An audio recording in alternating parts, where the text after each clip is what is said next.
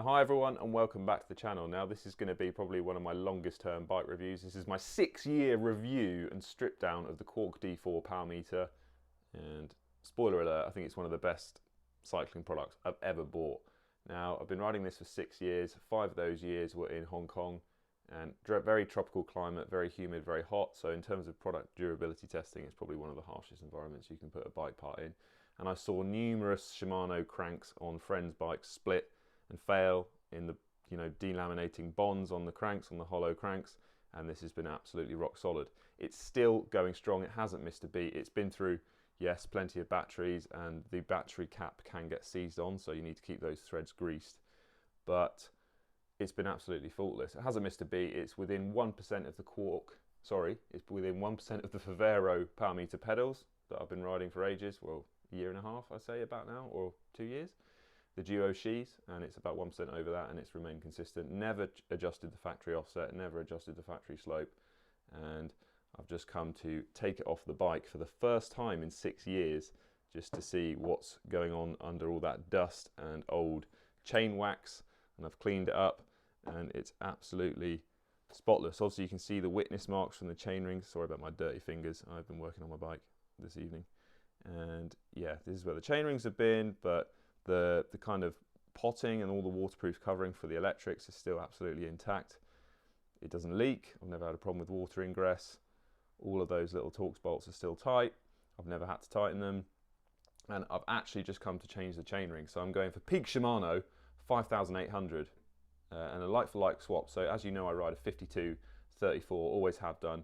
I like the sort of bigger 52 for the flat stuff and group rides and crits, or dare I say I ever enter crits, but I have done in the past, and I like a really easy climbing gear because I'm a big guy. So I've gone 52 34. It does shift fine if you get the chain length exactly right, and I've gone for peak Shimano 5800 series. Yes, that's 105. You can't get these anymore, and even if you can, they're about 200 quid. So I got the big ring and the small ring, the new one, for about 70 quid all in. But anyway, back to the cranks. It's a carbon crank, I think. I'm not sure if SRAM had bought Quarq by this point. I think they had, but yeah, SRAM were making the carbon cranks. You can't actually get this one anymore because it's in a GXP axle standard, and SRAM have gone completely dub on everything now. But I've actually been using the same Pressfit Team GXP axle, Pressfit Team GXP BB in the Giant TCR for 6 years since I bought this, and it's still going strong on the same BB. It's still smooth as ever. Yes, the wave washer, which goes on the drive side, the zinc coating has completely come off and it is looking a little bit rusty, but its spring function is still there. But I could replace that at some point. I'll just go and get a smally one out of the shed at my engineering toolbox. Aluminium inserts for the cranks, still fine. The threads are still fine. Always keep them greased. It has, got a few scuffs on the end of the cranks. Quite bad actually on that one. The camera will focus, because I have taken it off-road on the old gravel ride, the odd off-road excursion. So if I wanted to, I could put a crank boot on that or something, but I'll probably just leave it. It's only surface damage, I reckon. But yeah, not a problem with this. Probably one of the most complex, accurate, high-tech and most durable products I've ever used. So probably my favorite product I've ever bought for my bike. And yeah, I've cleaned it up with a bit of white spirit and some alcohol. It looks pretty much brand new apart from that wave spring. Now let's have a look at how the chain rings are fed.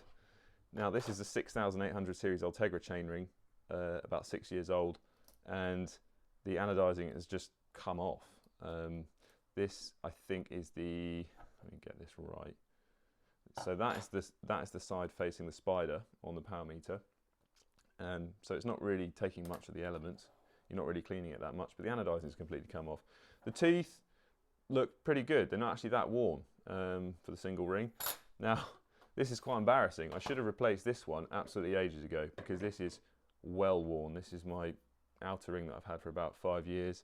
And actually, if you look, okay, excuse all the old chain wax, but the chain, the teeth are so worn.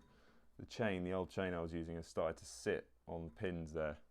Kind of, I don't know, shift pins or whatever they're called, ramp pins.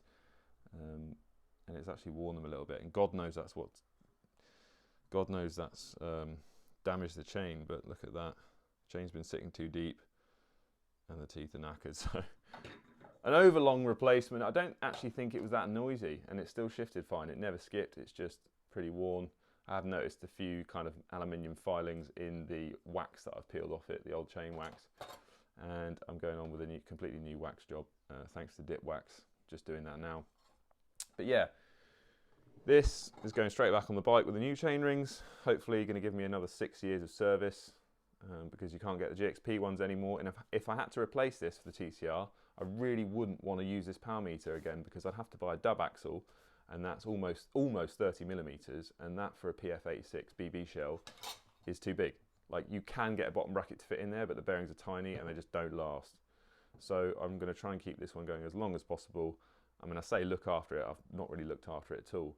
But if Quarq or SRAM haven't changed the recipe behind these Quarq power meters, I highly, highly, highly rate them.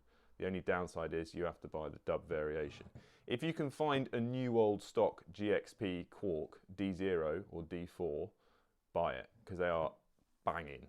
Now the D0 is basically exactly the same power meter, it just doesn't have the four bolt Shimano pattern, it just has a 5-bolt kind of SRAM pattern in a 110 or a 130 BCD, I think. But yeah, absolutely rate this product. Going to get it back on the bike after this little strip down and clean. Cheers, and see you in the next one.